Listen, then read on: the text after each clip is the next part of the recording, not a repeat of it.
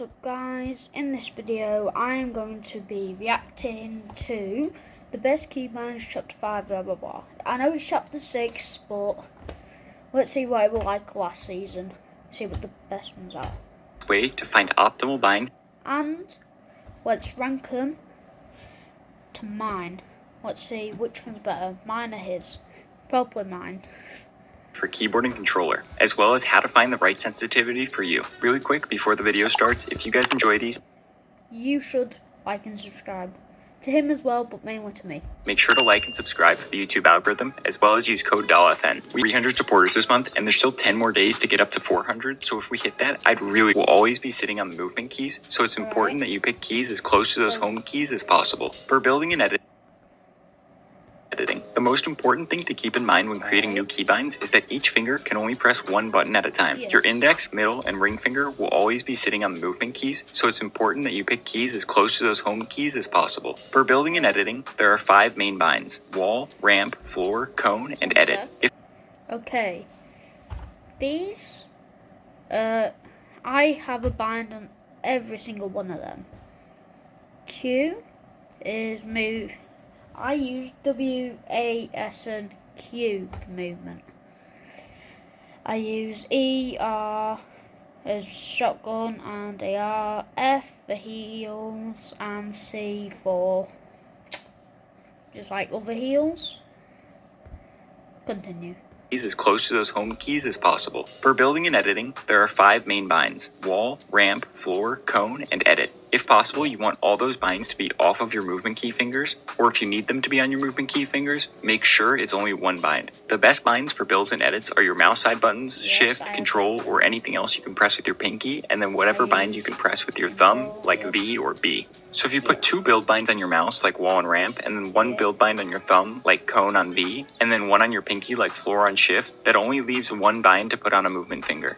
I think the best finger to put this last bind on is your index finger. Generally, the index finger is the most dexterous of all your fingers, meaning that it's the fastest and the most accurate. So switching between 2 binds with that one should be the easiest. The next reason I think it should be the index is because since Fortnite is a third-person game, right-hand peeks give you an advantage. And if you use your ring finger to strafe left, and you have to take your finger off of your left movement bind to, say, edit, for example, it would mean it stops your strafe and therefore exposes you for longer and gives you a harder time going for a right-hand peek. As for resetting builds, as a keyboard player, there's absolutely no reason you shouldn't be on scroll wheel reset. One common misconception I see happen a lot is that people don't know how to properly bind their scroll wheel reset. You should just be able to look at a build, scroll up or down, and then it resets instantly. Some people have to press their edit key and then scroll to reset it because they have it binded wrong, so really quickly, how to bind it is in settings, you go to building edit and make sure that the secondary building edit bind is the scroll wheel.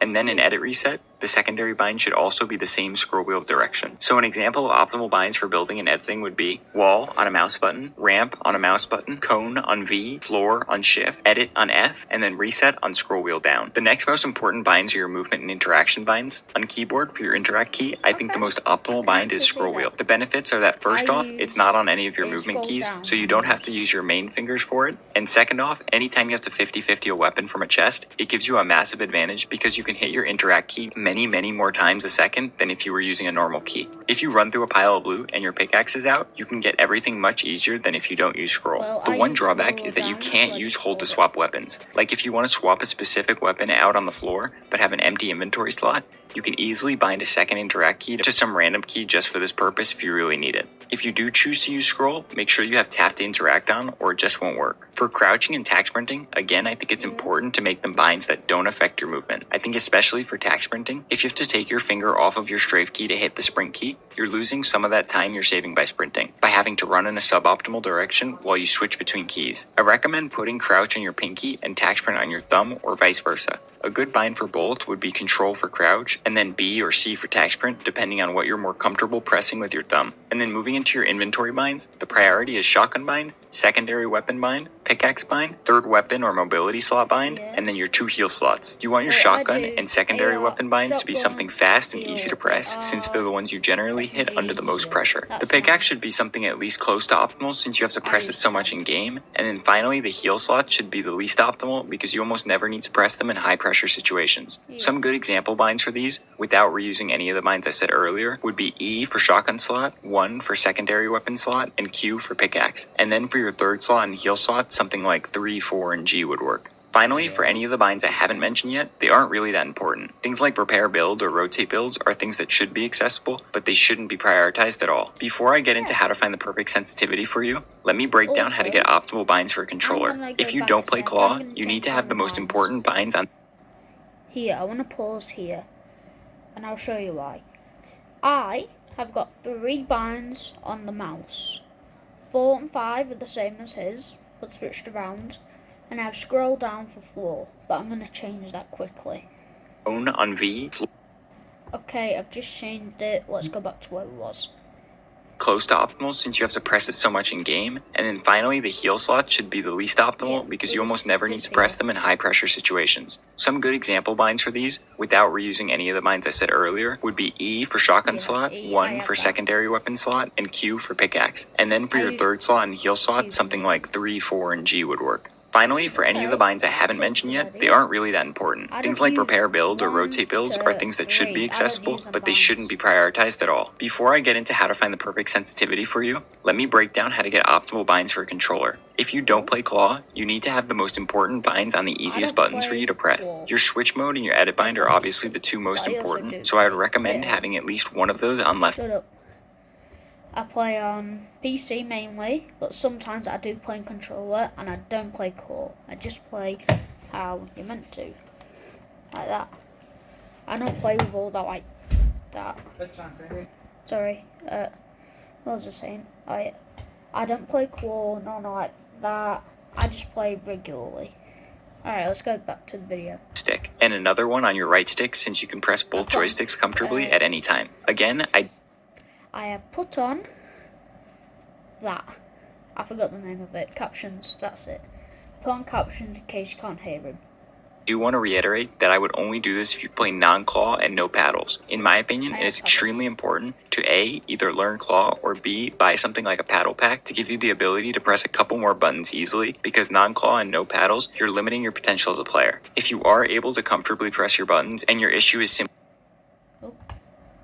simply not knowing which binds to assign to certain buttons, then I would still recommend keeping your switch mode or edit on left stick. However, this time, you can maybe put your jump as right stick, and then your edit or switch mode, whichever you didn't put on left stick, could be triangle or Y, and then crouch for circle or B. Tax print for one of the remaining binds, as well as pickaxe. The only other important bind missing is the interact reload, which can be assigned to your touchpad if you play on PlayStation controller, or even somewhere on the D-pad, or that little button underneath the Xbox button on the Xbox controllers. Don't feel the need to copy these binds exactly, because many of them are interchangeable. There isn't one perfect bind for